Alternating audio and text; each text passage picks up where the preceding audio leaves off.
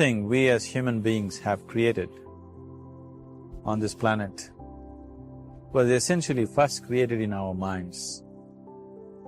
All that you see, which is human work on this planet, first found expression in the mind, then it got manifested in the outside world. The wonderful things that we have done on this planet and the horrible things that we have done on this planet, both have come from the human mind. So if we are concerned as to what we create in this world, it's extremely important that first of all we learn to create the right things in our mind, how we keep our minds. If we do not have the power to keep our minds the way we want it, what we create in the world is also going to be very accidental and haphazard. So learning to create our minds the way we want is the basis of creating the world the way we want. There is a wonderful story in the yogic lore. On a certain day, a man decided to take a walk. He went for a long walk, and accidentally, unawares, he walked into paradise. Fortunate, isn't he? Just a simple walk, and he found himself in paradise. After this long walk, he felt a little tired, so he thought, "Oh, I am tired. I wish I could rest somewhere." He looked around and saw a magnificent tree with cushiony grass underneath. It was inviting. He went, put his head down and slept. After a few hours, he woke up, feeling well rested. Then he thought, "Oh, I am well rested, but I am feeling hungry. I wish I had something to eat." He thought about all the nice things he ever wanted to eat in his life, and instantly, all those things appeared in front of him. You see, in paradise the service is like that. Hungry people don't ask questions. Food came and he ate. His stomach became full. Then he thought, "Oh, my stomach is full.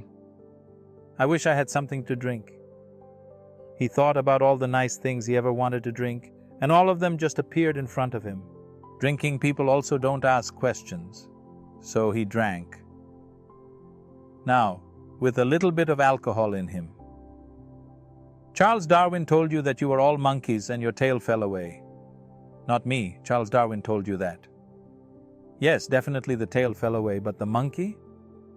In yoga, we always refer to an unestablished mind as markata, which means a monkey. Why do we refer to the mind as a monkey? What are the qualities of a monkey? One thing about a monkey is its unnecessary movement. Another thing about a monkey is imitation. If I say, "You are monkeying someone," it means you are imitating them. Monkey and imitation have become synonymous. These two essential qualities of a monkey are very much the qualities of an unestablished mind. Unnecessary movement, you don't have to learn it from the monkey, you can teach it to the monkey. And imitation is full-time job of the mind. So when these two qualities are on, a mind is referred to as a monkey. So this monkey became active within him. He just looked around, thought, "What the hell is happening here? I asked for food, food came. I asked for drink, drink came. There must be ghosts around here. Chamam."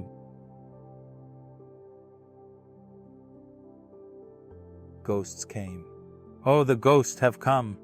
They are going to surround me and torture me," he thought. Immediately the ghosts surrounded him and started torturing him. Then he started screaming in pain and said, "Oh, they are going to kill me." And he died. Just now he said he's a fortunate being. The problem is he was sitting under a kalpavriksha or a wishing tree. He asked for food, food came. He asked for drink, drink came. He asked for ghosts, ghosts came. He asked for torture, torture came. He asked for death, death happened. Now don't go looking for these kalpavrikshas in the forest. You can barely find a tree these days. A well-established mind, a mind which is in a state of samyukti, is referred to as a kalpavriksha. If you organize your mind to a certain level of organization, it in turn organizes the whole system. Your body, your emotion, your energies, everything gets organized in that direction.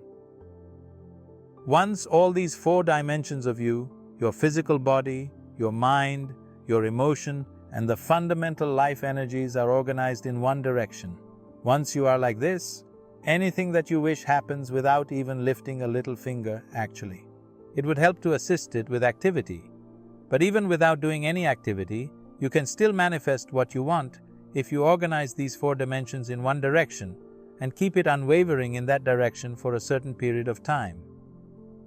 Right now, the problem with your mind is, every moment it is changing its direction. It is like you want to travel somewhere, and every 2 steps, if you keep changing your direction, the question of you reaching the destination is very remote, unless it happens by chance. So organizing our minds and in turn organizing the whole system, and these 4 basic dimensions of who you are right now in one direction, if you do this, you are a kalpavriksha yourself. Anything that you wish will happen. But right now, if you look at your lives, everything that you have wished for till now, if it happens, you are finished. Everything and everybody that you have desired for, if all of that lands up in your house today, could you live with that? Once we are empowered like this, it's very important that our physical action, emotional action, mental action, and energy actions are controlled and properly directed. If it is not so, we become destructive, self-destructive. Right now, that is our problem. The technology which is supposed to make our life beautiful and easy has become the source of all the problems, that we are destroying the very basis of our life, which is the planet. So what should have been a boon, we are making a curse out of it. What has brought incredible levels of comfort and convenience to us in the last 100 years or so has also become a threat to our life, simply because we are not conscious action. We are in a compulsive state of action. So organizing our minds fundamentally means moving from a compulsive state of activity to a conscious state of activity. You might have heard of people for whom they ask for something, and beyond all expectations it came true for them. Generally, this happens to people who are in faith. Now let's say you want to build a house. If you start thinking, oh, I want to build a house. To build a house I need 50 lakhs, but I have only 50 rupees in my pocket. Not possible, not possible, not possible. The moment you say, not possible, you are also saying, I don't want it. So on one level you are creating a desire that you want something. On another level you are saying, I don't want it. So in this conflict, it may not happen. Someone who has some faith in a god or in a temple or whatever, who is simple-minded, faith works only for those people who are simple-minded. Thinking people, people who are too much thinking, for them it never works. A childlike person who has a simple faith in his god or his temple or whatever, he goes to the temple and says, Shiva, I want a house. I don't know how. You must make it for me. Now in his mind there are no negative thoughts. Will it happen? Will it not happen? Is it possible? Is it not possible? These things are completely removed by the simple act of faith. Now he believes Shiva will do it for him and it will happen. So is Shiva going to come and build your house? No. I want you to understand God will not lift his little finger for you. What you refer to as God is the source of creation. As a creator, he has done a phenomenal job. There is no question about it. Could you think of a better creation than this? Is it in anybody's imagination to think anything better than what is there right now? So as a creator, he has done his job wonderfully well. But if you want life to happen the way you want it, because right now the very crux of your happiness and your well-being is this. If at all, if you are unhappy, the only and only reason why you are unhappy is life is not happening the way you think it should happen. That's all it is. So if life is not happening the way you think it is, it should happen, you are unhappy. If life happens the way you think it should happen, you are happy. It's as simple as that.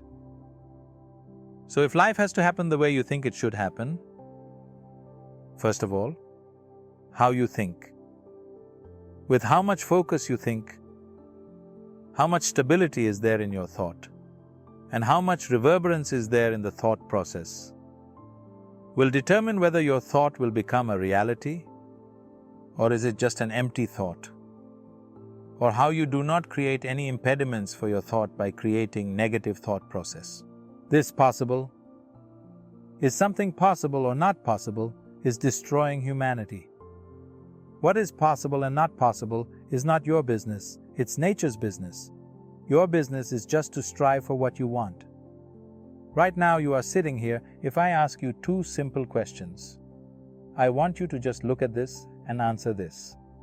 Right now, from where you are sitting, can you just fly off? You say no. Right now, from where you are sitting, can get up and walk? You will say yes. What is the basis of this? Why you say no to flying and yes to walking? Because past experience of life.